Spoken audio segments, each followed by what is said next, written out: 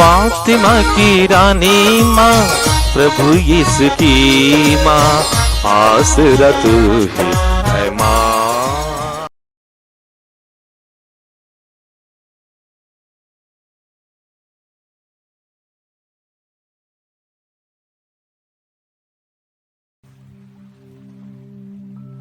पहला पाठ तोबित का ग्रंथ, अध्याय 11, पद संख्याएं 5 से 15 तक।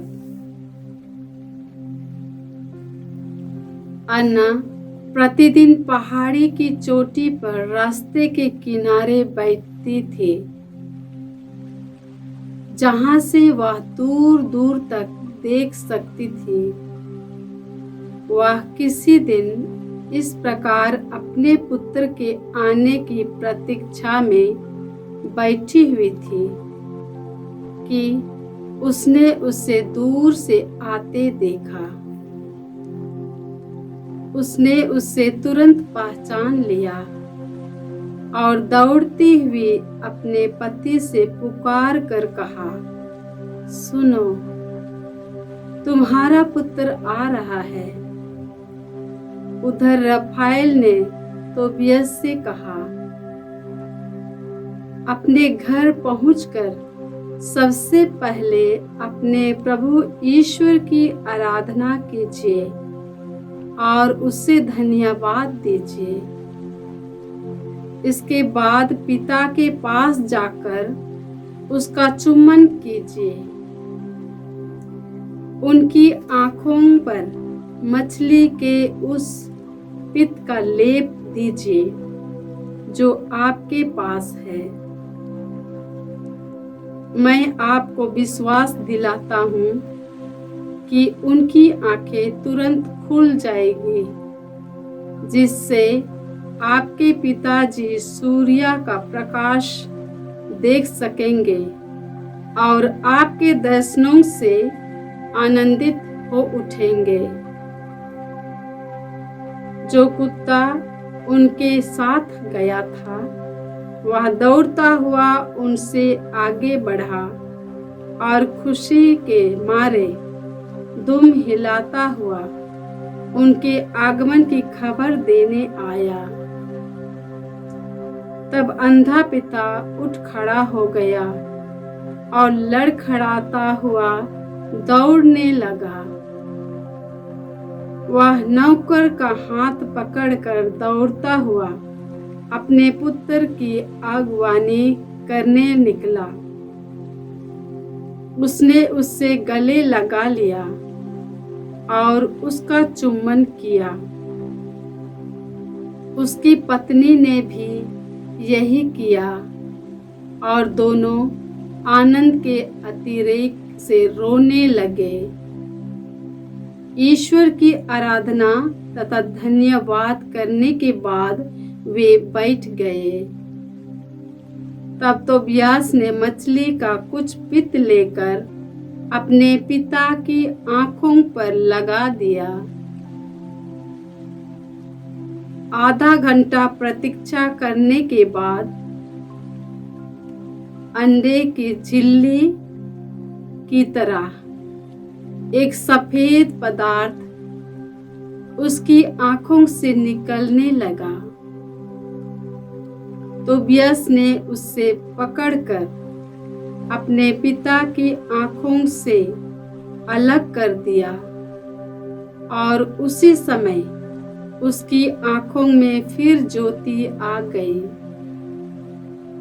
इसके बाद उसने अपने पत्नी और अपने सभी परिचितों के साथ ईश्वर का धन्यवाद किया। तोबित ने कहा, हे प्रभु, इस्राएल के ईश्वर, मैं तेरी स्तुति करता हूँ।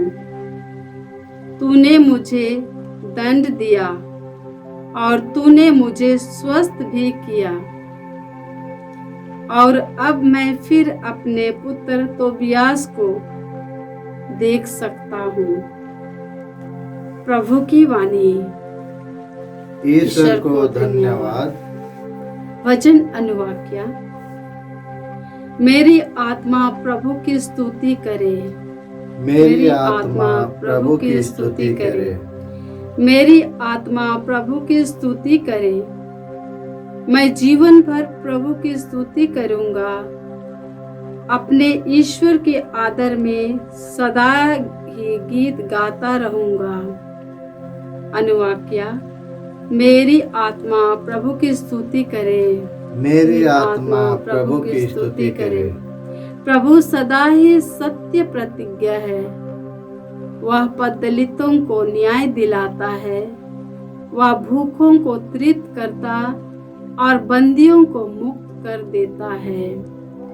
अनुवाक्या, मेरी आत्मा प्रभु की स्तुति करे। मेरी आत्मा प्रभु की स्तुति करे। प्रभु अंधों की आंखों को अच्छा करता और झुके हुए को सीधा करता है। वह परदेशी की रक्षा करता और अनाथ तथा विधवा को संभालता है।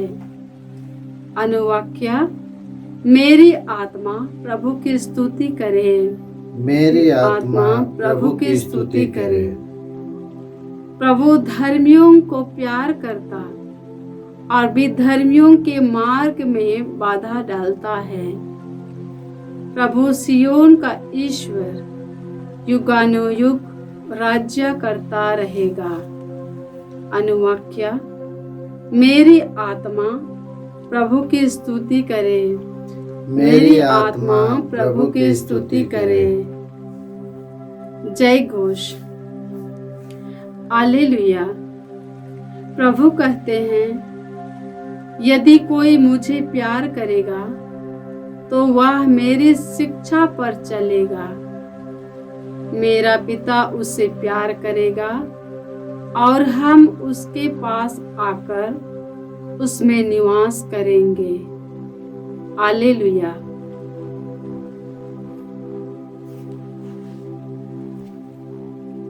प्रभु आप लोगों के साथ हो और आपकी आत्मा के साथ। संत मार्कुस के अनुसार प्रभु यीशु ख्रिस्त का पवित्र सुसमाचार। हे प्रभु, तेरी महिमा हो।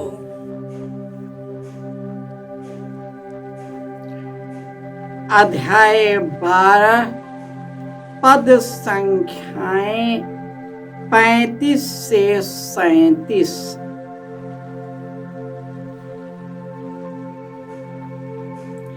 यीशु ने मंदिर में शिक्षा देते समय यह प्रश्न उठाया, शास्त्री कैसे कह सकते हैं कि मसीह दाऊद के पुत्र हैं?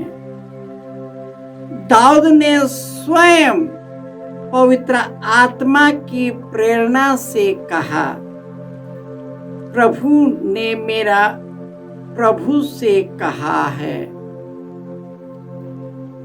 तुम तब तक मेरे दाहिने बैठे रहो, तब तक मैं तुम्हारे शत्रुओं को तुम्हारे पैरों तले न डाल दूं। दाऊद स्वयं उन्हें प्रभु कहता है, तो वह उसके पुत्र कैसे हो सकते हैं? एक विशाल जनसमूह बड़ी रुचि से यीशु की बातें सुन रहा था। यह प्रभु का सुसमाचार है। हे ख्रिस्त, तेरी स्तुति हो। ख्रिस्त में प्यारे भाइयों और बहनों, प्रभु का वचन कहता है, प्रभु सदा सत्य प्रतिज्ञ है।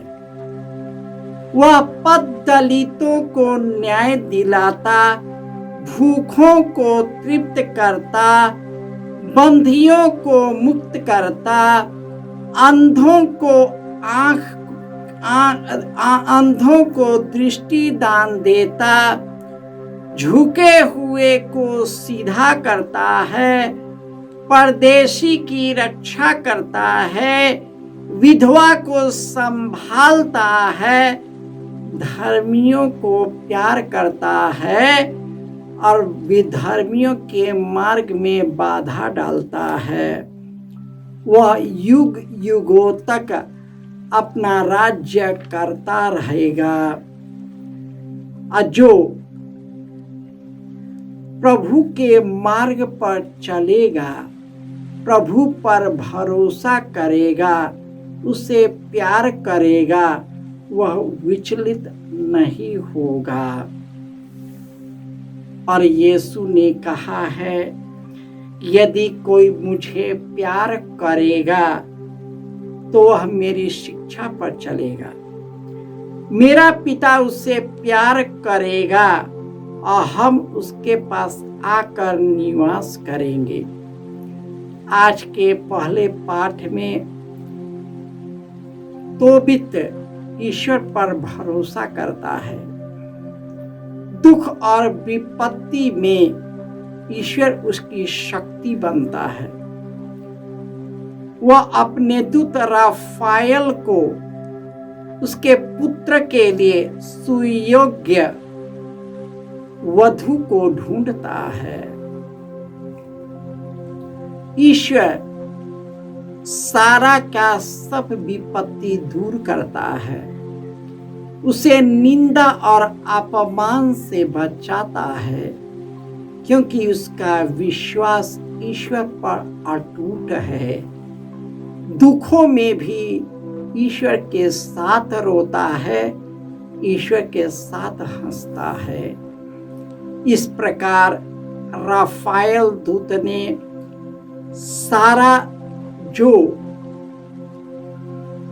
एक शैतान के वश में था, उस नर दूत को उसमें से निकालता है,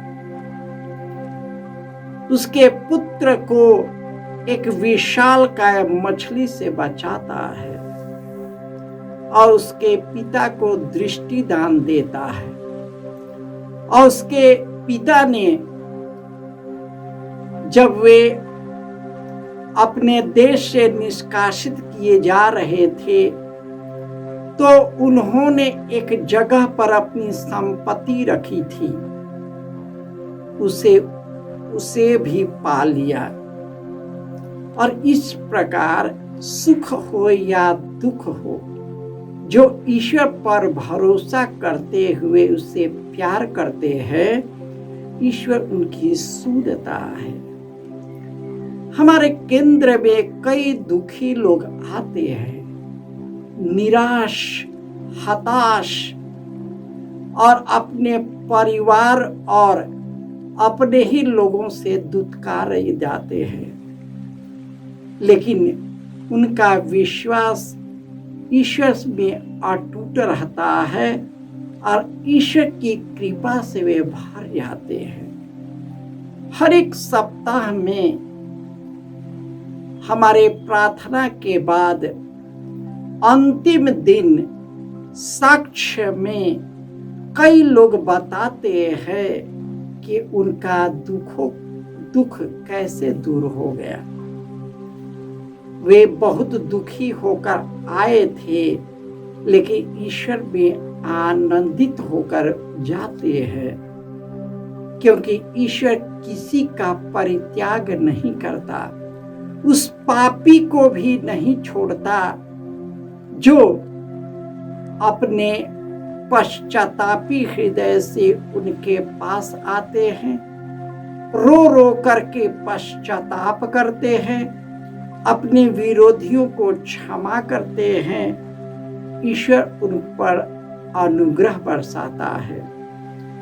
शास्त्री और फरीसी और यहूदी यीशु की बात समझ नहीं पाते, क्योंकि वे न धर्म ग्रंथ जानते हैं न ईश्वर को जानते हैं। वे तो अपने मन गढ़ंत चीजों को लोगों पर थोपते हैं।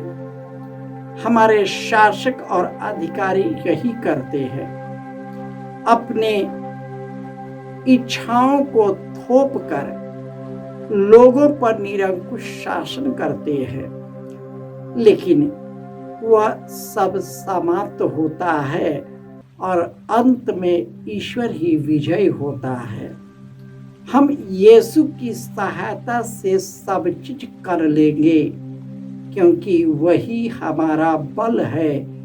इसी विश्वास से हम यीशु में एक होते और यीशु हमसे एक हो जाते हैं।